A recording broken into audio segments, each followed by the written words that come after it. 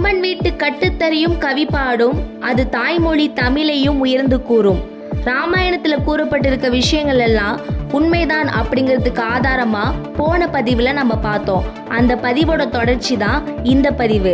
ராமாயணத்துல 4 தந்தங்களை கொண்ட யானைகள் ராவனுடைய கோட்டையை பாதுகாத்து நின்னதாக குறிப்பிடப்பட்டுள்ளன.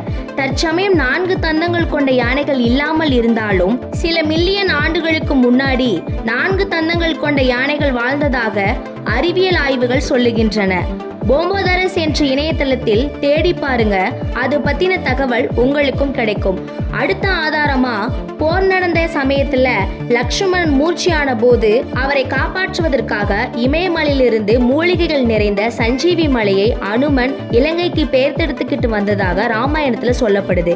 ஆய்வுகள் என்ன சொல்லுது அப்படின்னா, ராமாயணத்துல கூறப்பட்டிருக்க மாதிரி இன்னைக்கோ இமயமலையில இருக்க சில மூலிகை வகைகள் இலங்கையிலும் சில பகுதிகளில் அந்த மூலிகள் இருக்கு அப்படின்னு சொல்லப்படுது. மேலும் ஆதாரங்களை அடுத்த பதிவில் பார்ப்போம். வாழ்க தமிழ்.